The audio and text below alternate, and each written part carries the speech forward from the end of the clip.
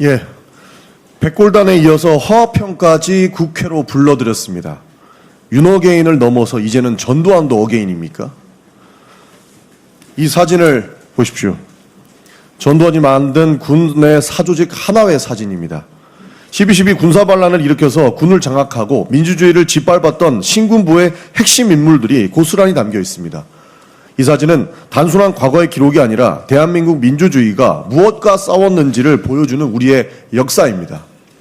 그런데 이 사진 속 인물 가운데 한 사람이 지난 8월 14일 국회의 모습을 드러냈다는 것입니다. 바로 허화평입니다. 전두환의 비서실장이자 12.12 군사반란의 핵심 설계자로 평가받는 자입니다. 그런 허화평이 찾은 곳은 국민의힘 이진숙 의원이 주도한 5.18 토론회였습니다. 이렇게 등장했습니다. 국민의힘은 말합니다. 학술 행사를 막을 수는 없다. 표현의 자유가 보장돼야 된다. 5.18 피해 유가족과 국민이 문제 제기하는 것은 학술 행사를 막자는 것도 그 누구의 입을 막자는 것도 아닙니다. 정말 순수한 학술 행사였다면 오히려 그 취지와 의미가 훼손되지 않도록 주최 측이 더 엄격하게 관리했었어야 됩니다. 특히 12.12 군사반란의 핵심 인물인 허화평이 5.18을 다루는 국회 토론회에 등장하는 일은 주최 측이 철저히 막았어야 했었을 일들입니다. 그런데 허화평이 등장했는데 이진숙 의원은 사과도 하지 않았고 국민의힘은 책임을 묻기는커녕 불과 사흘 뒤에 이진숙 의원을 징계하지 않기로 했다고 합니다. 만약 독일의 국회의원이 나치 정권의 핵심 부역자를 국회로 불러서 학술 행사라는 이름으로 유대인 학살 사건 다시 보기와 같은 히틀러 나치 정권을 다시 평가하는 행사를 열었다면 어떻게 됐겠습니까? 독일 국민은 물론이고 피해를 입은 수많은 국가의 국민들이 이를 비판했을 겁니다.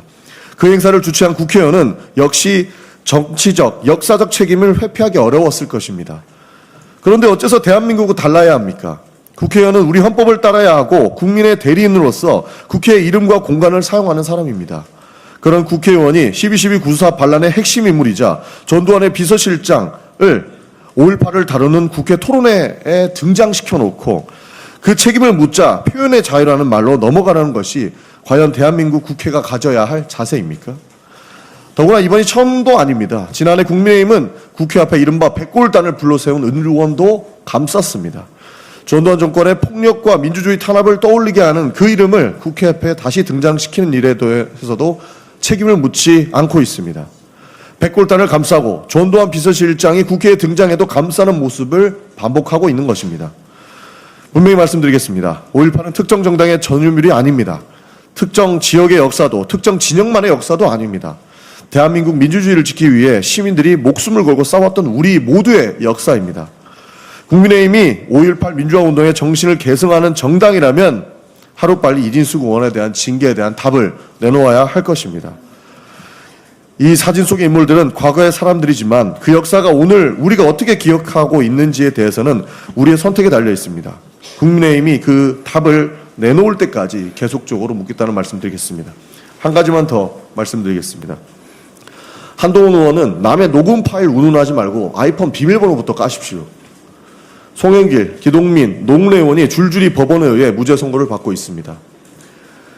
홍준표 전 대구시장의 말씀처럼 위법 수직 증거를 하면서 이야기를 한다면 검찰이 불법적으로 수사를 했다라는 것인데 민주당을 검찰의 칼로 도륙하려고 했던 최종 책임자인 한동훈 의원의 책임은 없는 것입니까? 대놓고 운 좋게 처벌을 면한 범죄자라면서 이미 무죄를 선고받은 사람에게 제멋대로 유죄를 선고하고 있는 꼴입니다. 심지어 법원이 위법 수직 증거로 배제한 녹음 파일을 국회에서 한번 들어보자라고 합니다. 법원의 판단을 무시하고 불법적으로 수집된 증거라도 여론으로 유죄를 만들겠다는 발상에 불과합니다. 홍준표 전 시장조차 인민재판에서는 할 수 있는 무식하고 무지한 주장이라고 일갈할 정도입니다. 더 황당한 것은 이런 말을 하는 사람이 한동훈 의원이라는 것입니다. 채널A 수사 사건 당시에 자신의 아이폰은 검찰이 무려 22개월 동안 잔금을 풀지 못해 제대로 포렌식을 하지는 못한 채 돌려받았다고 합니다. 자기 아이폰은 철통같이 잠가놓고 온갖 정의로운 척은 다 하는 꼴입니다. 국민의힘 당원 게시판 사건에도 제대로 답을 하지 않고 남에게만 무한한 공개와 해명을 요구하고 있습니다. 아이폰 비밀번호 뒤에 숨어있고 가족 명의 논란 뒤에 숨었던 사람이 이제 정의의 사도라도 된 양 다른 사람들을 훈계하고 있는 꼴이라는 겁니다. 참으로 치졸한 선택적 정의입니다. 한동훈 의원은 남의 사건에 훈수 둘 때가 아닙니다. 정치검찰의 앞잡이였던 본인이 먼저 사과하고 사죄의 마음을 가져야 할 때입니다. 남의 녹음 파일 운운하지 말고 아이폰 비밀번호부터 까시기를 요청드리겠습니다. 이상입니다. 다음은